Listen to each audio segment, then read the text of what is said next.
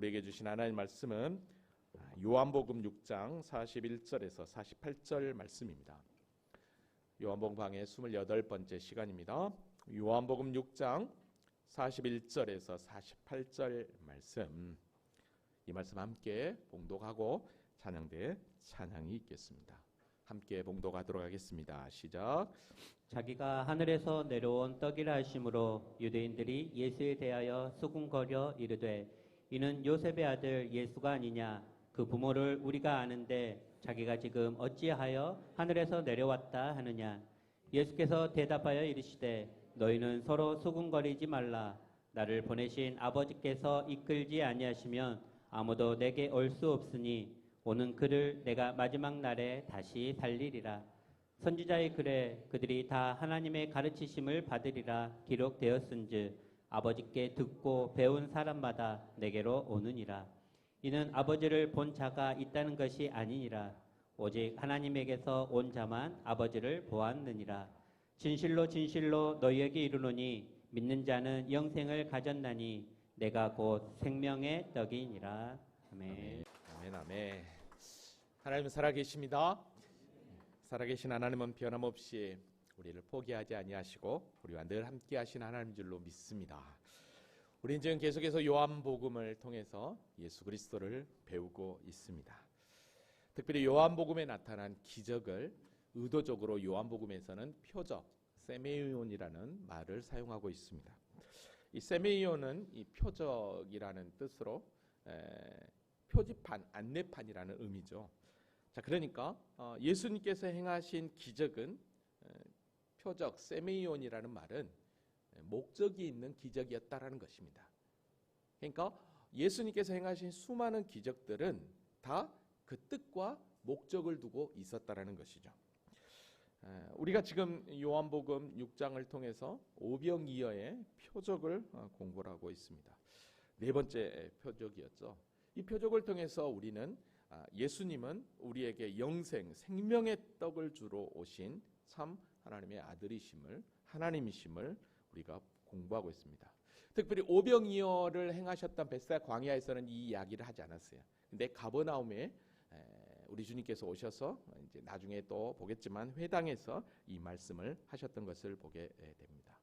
자, 그런데요, 오늘 본문을 여러분들이 읽어보셔서 아시겠지만 오늘 본문을 통해서 우리가 알 수 있었던 것은 뭐냐면 예수님께서 오병이의 표적이 무슨 뜻인지를 분명히 설명을 했어요. 근데 설명을 하면서 이런 얘기를 했어요. 뭐냐면 하나님께서 이끌지 아니하면 아무도 내게 올 자가 없다라는 표현을 합니다.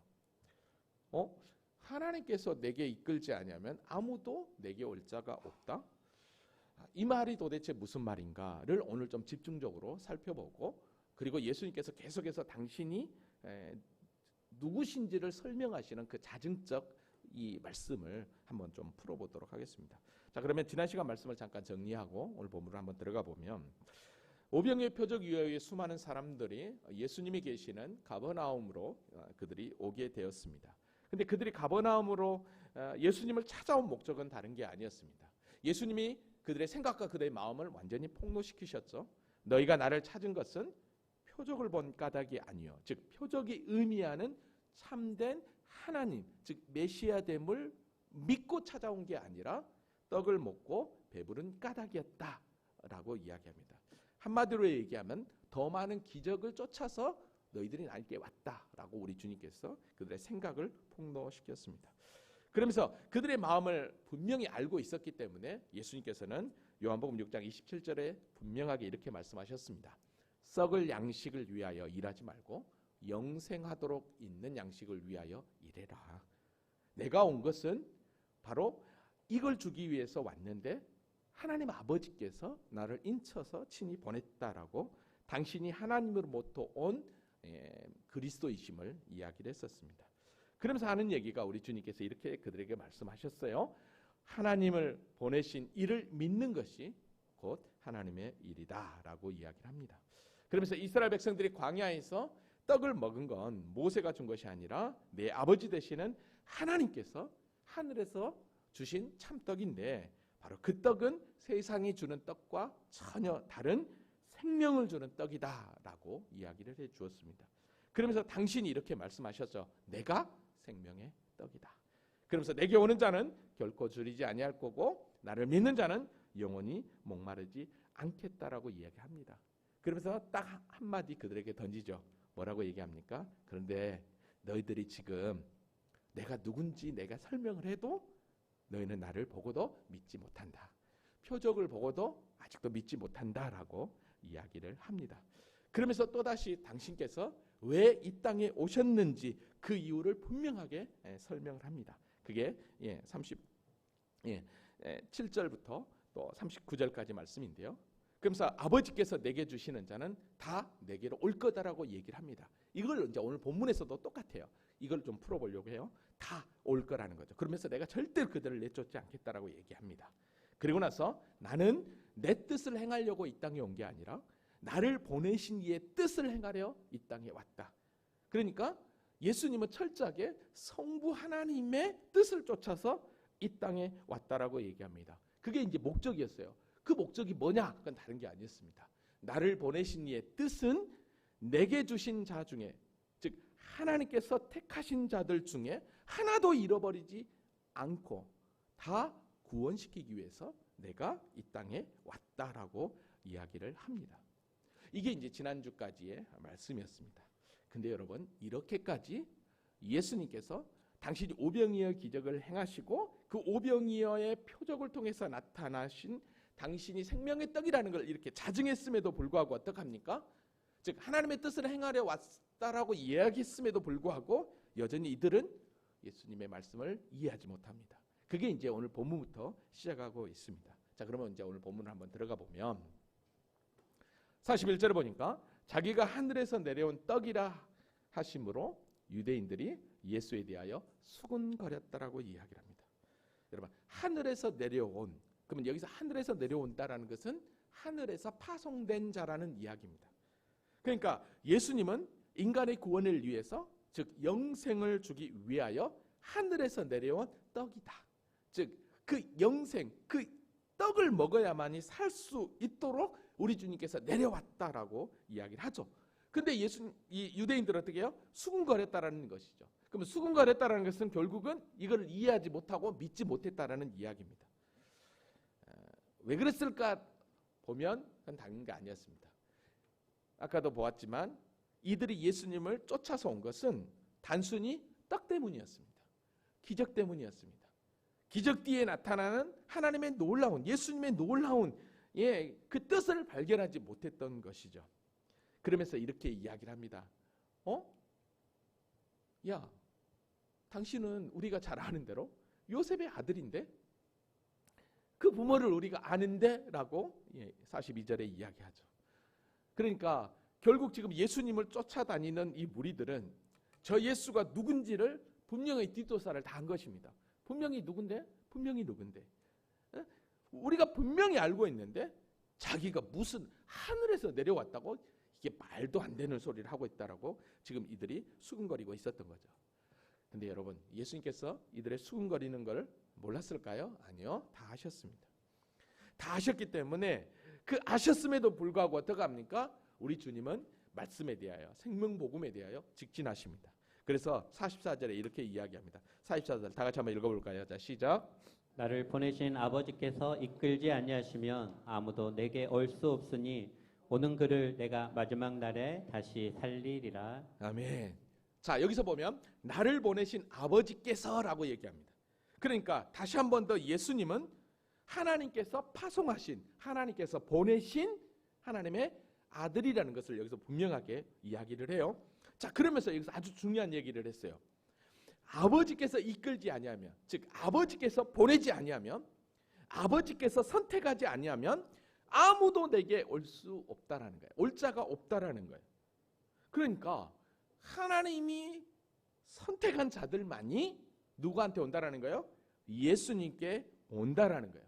자, 이거를 쉽게 얘기하면 구원은 하나님께서 선택한 자들만 얻는다라는 이야기입니다. 여러분, 이게 진짜 중요한 이야기예요. 이게 이제 여기서부터 예정론이 들어갑니다. 오늘은 이 부분을 좀 여러분들과 나누려고 해요. 여러분들이 물론 말씀을 통해서, 로마서를 통해서 우리가 물론 공부해서 알고 저와 함께 은혜에 대해서 한참 이야기를 많이 했기 때문에 충분히 알 텐데 다시 한 번 더 여러분들이 이 예정에 관해서 이 선택에 관해서 좀 정리를 했으면 좋겠어요. 그러니까 한마디로 얘기하면 인간의 구원은 철저하게 하나님의 절대 주권 가운데서 구원받았다라는 사실입니다. 여러분 우리가 구원을 이야기할 때 하나님의 은혜라고 이야기합니다. 은혜는 말 그대로 값없이 하나님께 받은 선물입니다. 그러면 은혜로 받았다고 얘기하면 우리가 구원을 받는 데 있어서 그 어떤 행위, 그 어떤 수고, 그 어떤 열심은 전혀 거기에 플러스되지 않는다라는 것입니다. 그러니까 처음부터 우리의 구원은 하나님이 시작하여서 하나님이 끝내는 게 구원입니다. 그래서 이거를 은혜라고 이야기하고 있는 거예요. 이거를 성경은 우리에게 분명하게 이야기하고 있고 이거를 조직신학에서는 예정되었다라는 표현을 하고 있습니다. 여러분 이게 정말인가? 저와 여러분이 많고 많은 사람들 가운데 하나님께서 택하셨다라는 거 이게 정말인가? 나는 내 의지로 교회에 나온 것 같은데 진짜 여러분들이 여러분의 의지로 교회에 나왔는지 이 시간 말씀을 통해서 한번 확인하시고 우리가 어떻게 살아야 될 것인지를 우리 자신 스스로가 결단하실 수 있기를 원합니다. 자 그러면 성경 곳곳에서는요 이 하나님의 예정 선택을 우리에게 분명하게 가르쳐 줍니다. 특별히 제가 이 요한복음을 끝나면 좀 하고 싶은 게 뭐냐면 교회론과 구원론을 분명하게 설명한 책이 뭐냐면 에베소서입니다. 에베소서. 이 에베소서에 보면 가장 멋지게 우리를 하나님께서 선택하신 이유를 그리고 또 언제 우리를 선택했는가를 이야기합니다. 한번 봐볼까요? 에베소서 1장 4절에 5절에 보면 곧 창세전에 그리스도 안에서 우리를 택하사라고 얘기합니다. 여러분 지금 저와 여러분이 2000년대를 살고 있지만 그러나 하나님께서 하나님의 그 영원한 시간 안에서 저와 여러분을 택하신 건 언제였다? 창세전이었다라는 것입니다. 그리스도 안에서 우리를 택했는데 뭘 때문에 택했느냐? 우리로 사랑 안에서 택했다라는 거예요. 근데 그 사랑 안에서 우리를 택했는데 그러면 왜 택했느냐? 그 이유가 있겠죠. 왜 선택했느냐는 거겠죠. 창세전에. 그건 다른 게 아니었습니다. 그 앞에 거룩하고 흠이 없게 하시려고 택했다라는 거예요. 그러니까 저와 여러분은 죄로 말미암아 죽을 수밖에 없는 죄인인데 하나님께서 우리를 택하신 이유는 다른 게 아니었다는 거예요. 주님 앞에 거룩하고 흠이 없게 하시려고 일단은 우리를 택했다라는 거예요. 그 다음에 또 우리를 택한 이유가 있습니다. 그게 뭐냐? 5절 그의 기쁘신 뜻대로 우리를 예정하사 당신의 기쁘신 뜻대로 당신의 뜻대로 당신의 마음대로 그러니까 하나님의 생각대로 일방적으로 우리를 예정했다는 거예요. 택했다라는 거예요. 왜? 그 이유는 또 뭐냐? 예수 그리스도로 말미암아 자기의 아들들이 되게 하려고. 그러니까 하나님의 기쁘신 뜻대로 제 가운데 있는 우리에게 어떻게 합니까? 자기의 아들이 되도록 그리스도로 말미암아 예수로 말미암아 아들이 되게 하려고 하나님께서 우리를 택했다라는 거죠. 그러니까 한마디로 얘기하면 저와 여러분이 세상에 나오기도 전에 하나님은 이미 저와 여러분을 구원받기로 택하시고 왜? 거룩하고 흠이 없게 하려고. 왜? 당신이 기쁘신 뜻대로 당신의 아들 삼으려고 저와 여러분을 택했다는 거예요. 믿어지십니까? 이게 하나님의 일방적인 절대 주권 가운데 벌어진 역사입니다. 여러분 이스라엘도 마찬가지였습니다. 왜 하나님은 우리나라를 택하지 않고 왜 이스라엘을 택했느냐라고 했을 때 여러분 신명기 7장은 우리에게 분명하게 이야기를 합니다. 너희 하나님 너는 여호와 네 하나님의 성민이라. 내가 하나님 여호와께서 지상 만민 중에서 너를 자기 기업 백성으로 택하였느니. 지상 많은 민족 가운데서 어떻게 합니까? 자기 기업의 백성으로 하나님이 택했대요. 근데 그 택하신 이유가 뭐냐? 여호와께서 너희를 기뻐하시고 너희를 택하시면 기뻐해서 그냥 좋아서. 그러니까 다른 의도 없어요. 여러분 창조주가 당신이 기뻐서 택했다라는 거예요. 거기에 대해서 피조물인 우리가 뭐라고 하겠습니까? 하나님이 그렇게 하셨다라는 것이죠.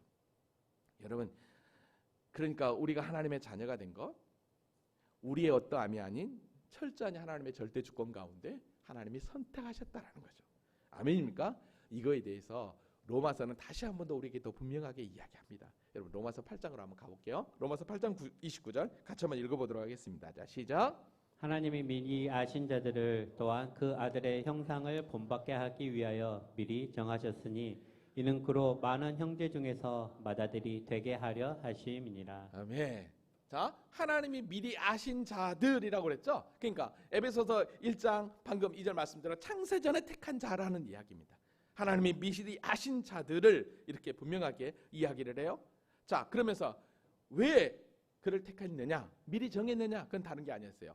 그 아들의 형상을 본받게 하기 위하여라고 그랬습니다. 그러니까 동일하죠. 에베소서 1장 5절 말씀처럼 그 아들이 되게 하게끔, 그리고 그 사랑 안에서 거룩하고 흠이 없게 하시려고, 이 말씀이 다른 게 아니에요. 그 아들의 형상을 본받기 위하여라고 이렇게 표현하고 있는 것을 보게 됩니다. 자, 그러면 그 아들의 형상이 뭐냐? 그 아들의 형상은 곧 하나님의 형상이죠. 그래서 골로새서 1장 15절에 보면 그는 보이지 아니하는 하나님의 형상이요라고 그렇습니다. 여러분, 그러니까 우리가 하나님을 보려면 하나님은 영으로 계시니까 안 보여요. 근데 예수님을 보면 하나님을 그대로 보는 거예요. 왜? 예수님은 하나님의 그대로 된 형상이니까. 여러분, 그래서 요한복음 14장 정도에 가보면 빌립이 어디 가죠? 예수님한테 하나님을 보여주세요 라고 그래요. 그랬더니 예수님이 뭐라고 하냐면, 야야, 내가 나를 보고도 아직도 하나님을 못 봤다고 하나님 뭐 해달라고 하냐? 라고 그렇게 이야기를 했던 것을 보게 됩니다. 자, 그러니까 딱 정리를 하게 되면 하나님이 당신이 택함 받은 그 자녀들을 선택한 건 다른 게 아니었어요. 그의 기쁘신 뜻대로 그 앞에 거룩하고 흠이 없게 하시려고, 즉 그 아들의 형상을 본받게 하기 위하여 선택하셨다라고 분명하게 여기서 이야기를 합니다. 그 얘기는 잘 보세요. 죄로 말미암아 죽을 수밖에 없는, 다 망가져버린 그 인생을 그리스도로 말미암아 다시 창조의 원형으로 회복시키기 위해 우리를 예지예정하신 가운데 하나님의 때 우리를 부르셨다라는 거죠. 여러분, 이거에 대해서 로마서 8장 또 30절이 분명하게 이야기합니다. 그러니까 선택만 하고 끝났느냐? 너가 아니에요. 오늘 30절에 보면 또 미리 정하신 그들을 그랬어요. 그러니까 선택한 그들을 어떻게 합니까? 또한 뭐 하시고? 부르시고라고 그랬어요. 불렀다는 거예요. 이거를 불렀다는 말을 조직시장에서는 이걸로 소명이라고 표현을 합니다. 자, 그러니까 우리를 부르신 목적이 있어요. 자, 그 왜 불렀느냐는 거예요. 여러분, 디모데후서 1장 9절에 보니까 우리를 부르신 목적을 뭐라고 얘기하냐면, 하나님이 우리를 구원하사 거룩하신 소명으로 부르심은 그랬어요. 그러니까 거룩하신 소명으로 우리를 불렀다는 거예요. 그러니까 하나님이 택하시고 그냥 택한 걸로만 끝나는 게 아니라 우리를 부르셨는데, 부르시면은 분명한 게 있다라는 거예요. 소명이 있다라는 거예요. 우리 행위대로 하심이 아니요 오직 자기 뜻과 영원전부터 그리스도 예수 안에서 우리에게 주신 은혜대로 하심이라. 그러니까 우리를 부르시면, 선택하시고 부르시면 우리의 행위가 아니었다라는 거죠. 오직 자기 뜻과 영원부터 계획하신 하나님의 그 절대 주권 가운데서 우리를 불러주셨다라는 거죠. 그러니까 뭐라고 여기서 표현하고 있습니까? 은혜로 하심이다라고, 은혜다라고 이야기를 합니다. 여러분, 그러니까 오늘 본문에서 다시 오늘 본문으로 봐보면요, 여러분 보세요. 우리 주님 뭐라고 그랬습니까? 나를 보내신 아버지께서 이끌지 아니하면 아무도 내게 올 수 없다고 했어요. 그러니까 하나님께서 창세전에 선택하던 자들에게 어떻게 하죠? 일방적으로 부르심을 통해서 온 자만이 우리 주님께 나올 수 있다는 거죠. 여러분, 이게 어마어마한 거예요. 저와 여러분, 세상에 많고 많은 사람들 가운데 특별히 저와 여러분이 선택되어서 언젠지 모르지만 하나님의 때에 부르심을 받았다라는 거예요. 그 부르심을 받아서 지금 하나님의 교회에 나와 예배를 드리고 있다는 게 이게 그냥 되어지냐? 너 아니에요. 하나님의 절대 주권 가운데, 하나님의 놀라운 역사 가운데 우리를 이끌었다는, 이거를 하나님의 섭리라고 또 이야기를 하고 있는 것이죠. 자, 그러면 진짜 그렇게 하나님의 계획 가운데 역사하시느냐? 사도행전 13장에 보면 분명하게 이걸 증명합니다.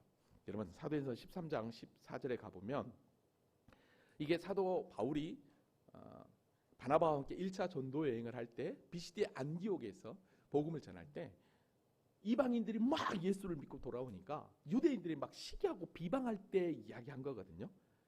유대인들이 그 무리를 보고 시기가 가득하여 바울이 말한 것을 반박하고 비방하거늘. 막 이방인들이 구원받았다고 하니까 이 말도 안 된다라고 하면서 막 비방을 한 거예요, 유대인들이.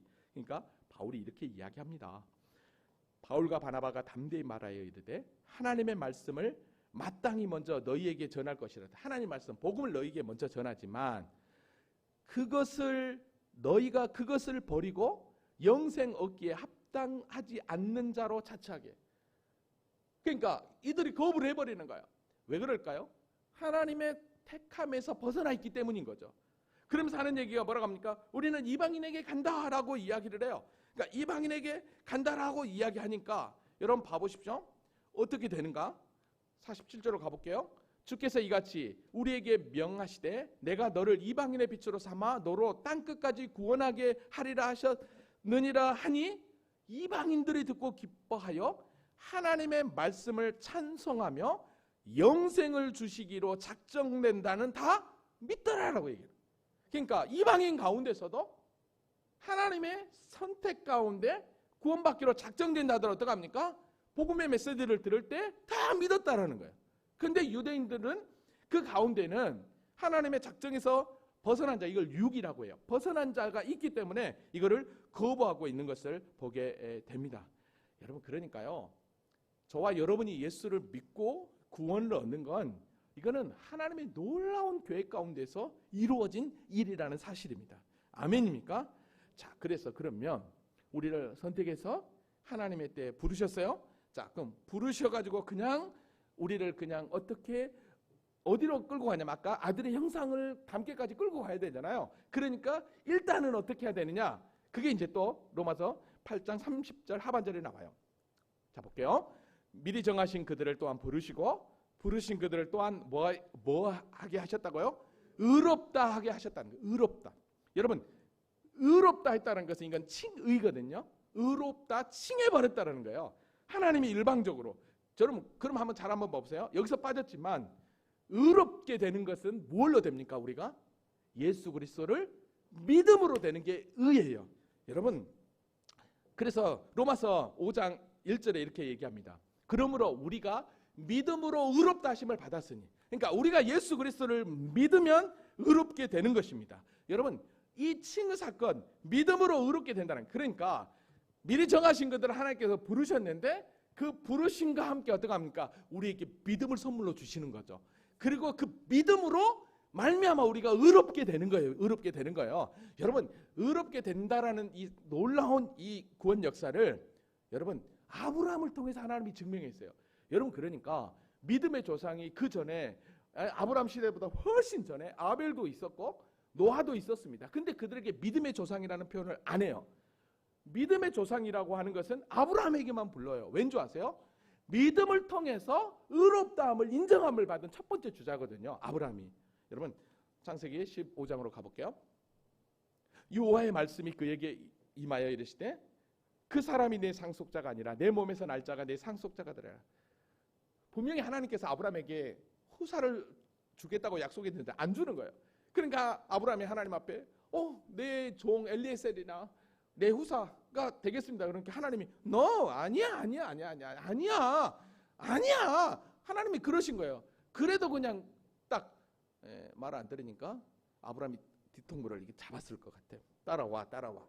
그래서 어떡합니까? 끌고 밖으로 나가는 거예요. 그러면서 뭐라고 얘기합니까? 하늘을 우러러 무별을 셀 수 있나 보라. 지금은 별이 안 보이지만 지금으로부터 약 한 3,500년, 4,000년 별이 어떡하겠습니까? 쏟아지겠죠. 별 보러 가고 싶지 않습니까? 진짜 별을 한번 좀 쏟아지는 별을 한번 보고 싶습니다. 저는 여기 오기 전에 무안에 있을 때 몽골 선교를 한 2번 정도 갔었거든요. 근데 그 몽골 선교의 그 목적지까지 가는데 고비 사막을 통과하는데 차에서 12시간, 14시간을 계속 이동했어요. 근데 거기서 차에서 자는 거죠. 근데 진짜로 별이 막 쏟아지는 거예요. 야, 별 쏟아지는 대로 우리 한번 가봅시다. 진짜요. 그 별을 보면서 뭐라고 얘기하냐면 잘 보세요. 야, 무별을 셀 수 있나 봐라. 내 자손이 이렇게 많을 거야. 그러면서 어떡합니까? 지금 하나님이 아브라함에게 뭘 심어주고 있죠? 믿음을 심어주고 있는 거예요. 이렇게 할 거야. 너 아직도 못 믿냐? 그러니까 여러분 봐보십시오. 아브라함이 여호와를 믿으니. 뭘 믿은 거예요? 그래요, 내가 하나님 믿어요 라고 딱 고백하니까 뭐라고 합니까? 여호와께서 이를 그의 의로 여기셨다. 그래서 이 신청이가 나오는 거예요. 아멘입니까? 자, 그러면 여기서 믿음으로 의롭다 했을 때 이 믿음도 누가 준 거예요? 내 믿음이 아니라 하나님이 주신 믿음인가? 하나님이 주신. 아멘입니까? 그러니까 여러분 봐보십시오. 하나님 주신 이 믿음 때문에 이렇게 한 거예요. 그래서 다시 30절 보면 그렇게 하는 거예요.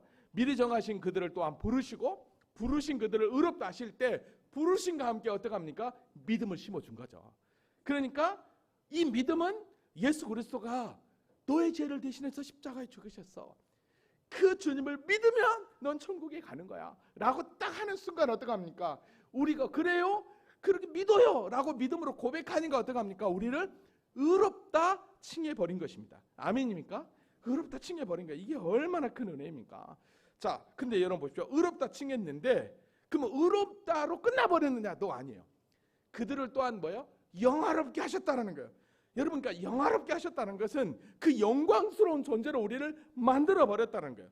그러니까 잘 생각해 보세요. 창세전에 우리를 택하셔서 그의 아들의 형상을 본받도록, 그죠? 우리를 그의 기쁘신 뜻대로 당신의 아들이 되기 위해서 삼았잖아요. 그러니까 결국은 어떡합니까? 영화롭게 우리를 그 만드는 존재는 어떡하죠? 그 순간은 우리가 그렇게 아들의 형상을 본받아서 그 놀라운 그 영광의 그 모습으로 우리가 어떡합니까? 그 나라에 가게 되는 거죠.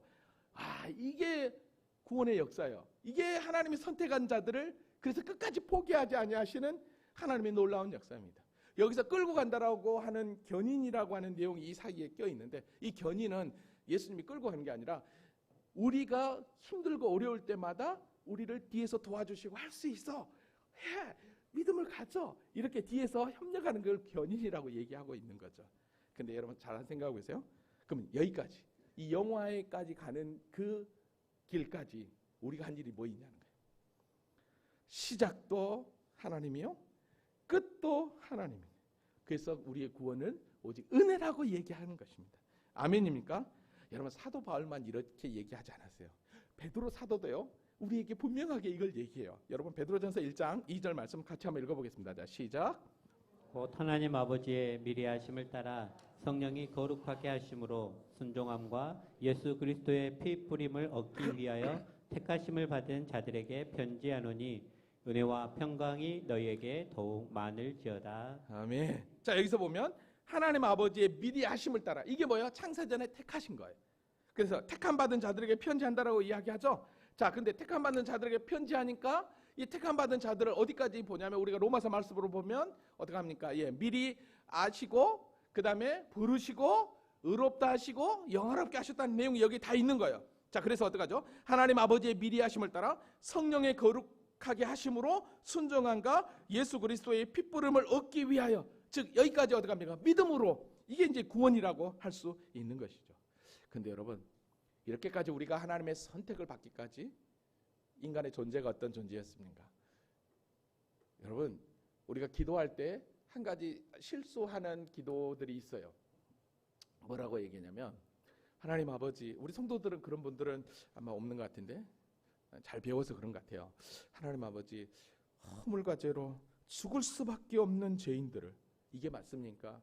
하나님 아버지, 허물과 죄로 죽었던 우리들을, 첫 번째 맞습니까? 두 번째 맞습니까? 두 번째입니다.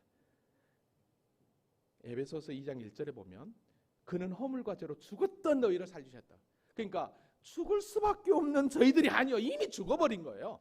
이미 끝장난 거예요. 이미 지옥 갈 인생이라는 거죠. 그런데 어떡합니까? 우리를 구원해냈다는 거예요. 우리가 허물로 죄로 죽어버렸어요. 그래서 이미 죽은 인생으로 어떤 삶을 살았느냐? 이 세상 풍조를 따르고 공중 권세 잡은 자를 따르고 불순종의 아들 가운데 역사하는 영을 쫓아서 그렇게 사는 존재였다라는 거예요. 그래서 로마서 8장 7절에서는 로마서 2장, 에베소 2장 3절에서는 본질상 육체의 욕심을 따라 사는 진노의 자녀였다라고 얘기합니다. 그래서 로마서 8장 7절에서는 바로 하나님과 원수된 삶을 살았던 존재라고 분명하게 이야기를 해요. 이런 존재였어요. 근데 어떻게 하나님이 우리를 선택하셨냐는 거예요. 그건 다른 게 아니에요.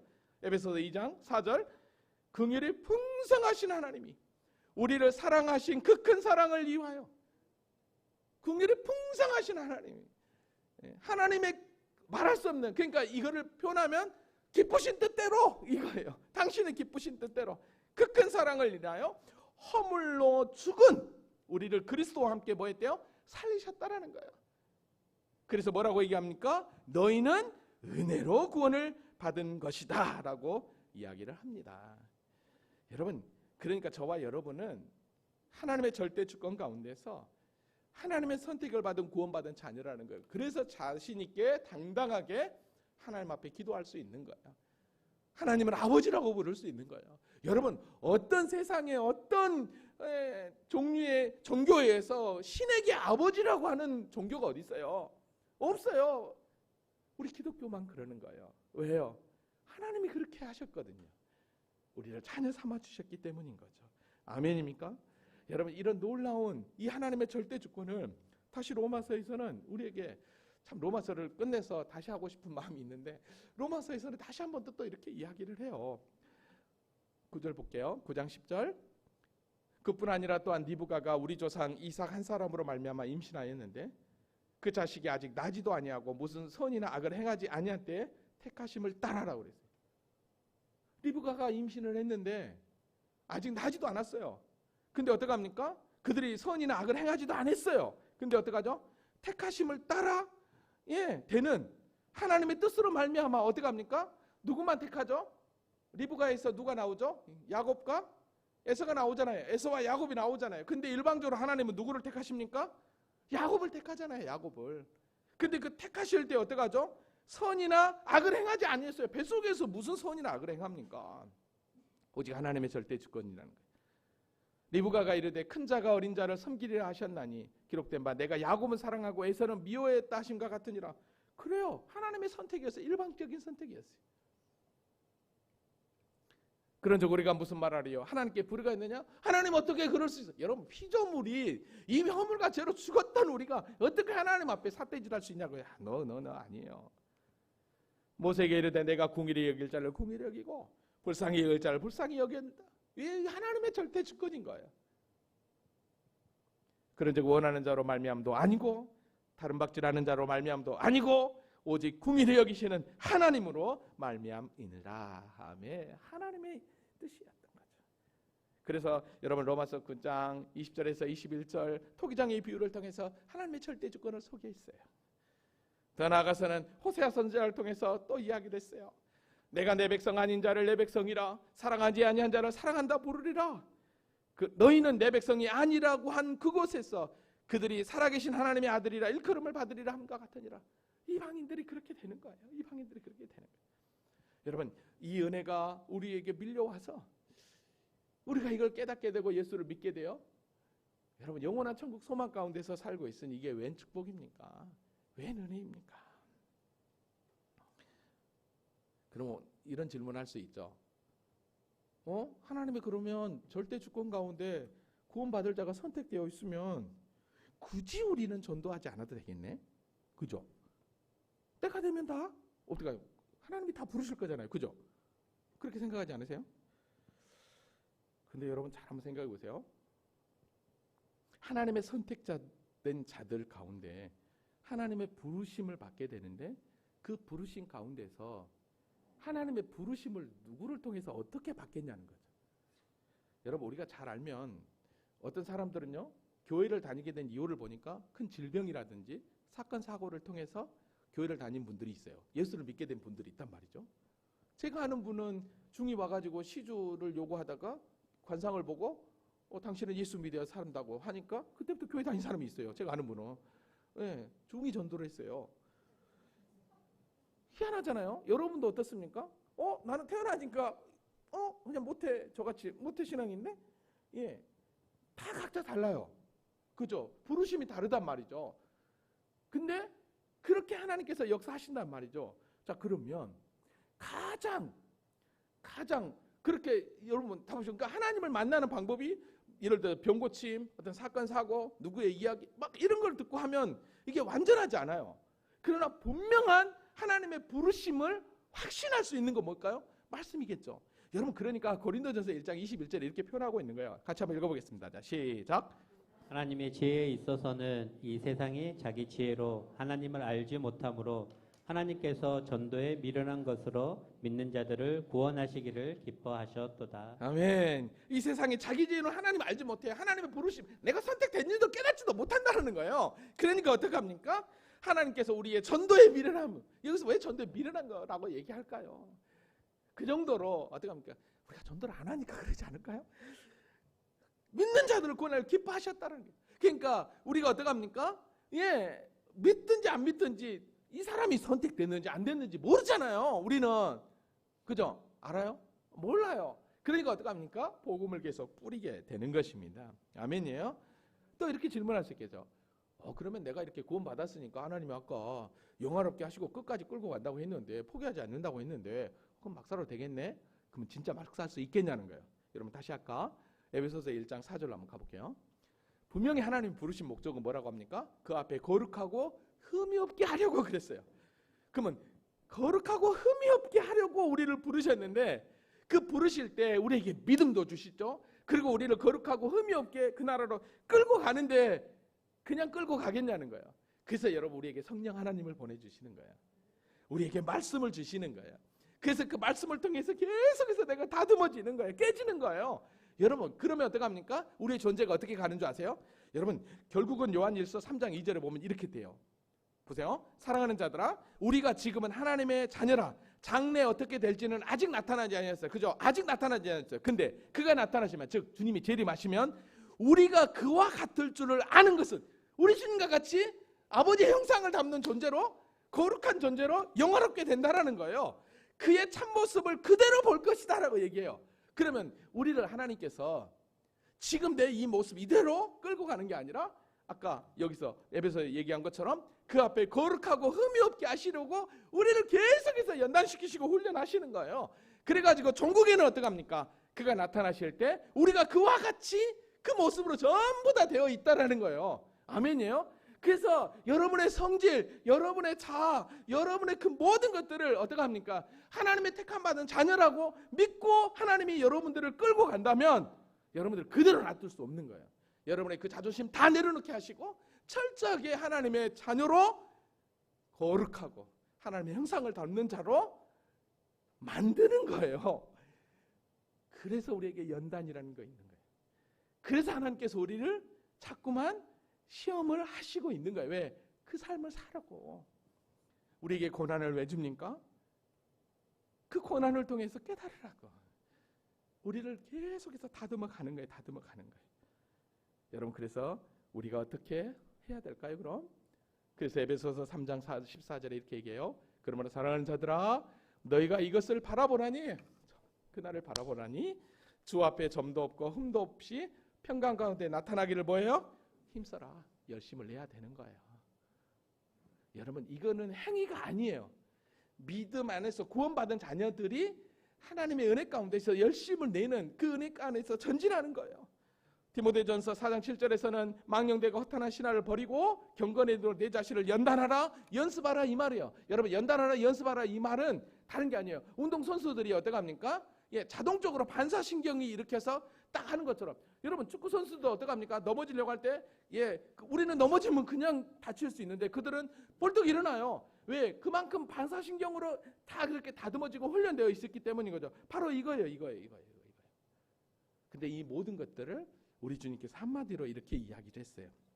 마가복음 8장 34절, 무리와 제자들에게 불러 이르시되 누구든지 나를 따라오려거든 자기를 부인하고 자기 십자가를 지고 나를 따를 것이니라. 이것이 바로 하나님의 선택된 자들을, 구원받은 자녀들이 하나님이 원하시는 기뻐하는 길을 쫓아가는 삶이라는 거죠. 자 그러면 오늘 본문을 여러분 잘 기억하시고 다시 본문으로 와보세요. 여기 지금까지 얘기했던 이 놀라운 하나님의 예지 예정, 이 선택에 관련된 부분을 잘 생각하시고 다시 오늘 본문 와보세요. 그럼 이제 본문이 훨씬 쉬운 거예요.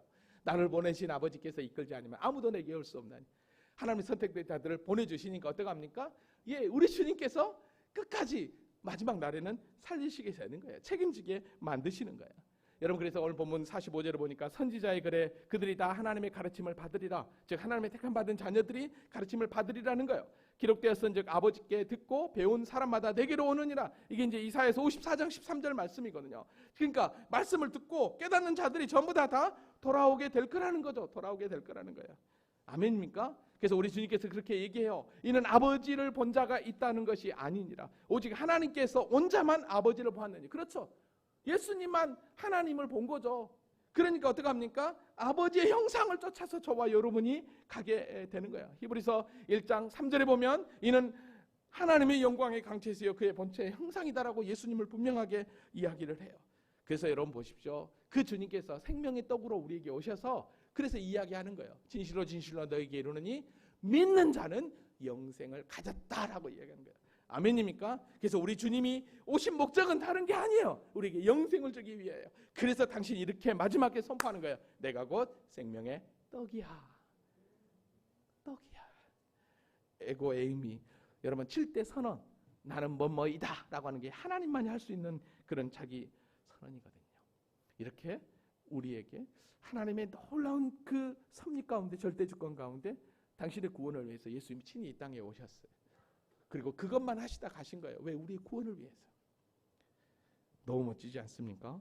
말씀을 정리합니다. 저와 여러분은 하나님의 선택받은 자녀로서 그 은혜에 감사하여 지금 열심히 믿음의 길을 걷고 있는 줄로 믿습니다.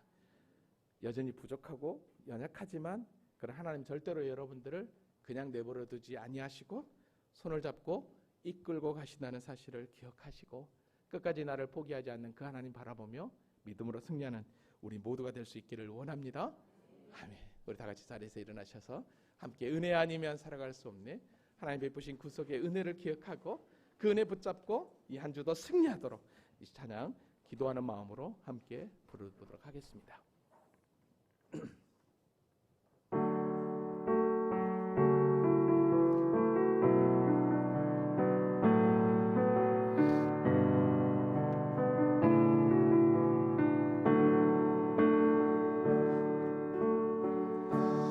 은혜 아니면 살아갈 수가 없네.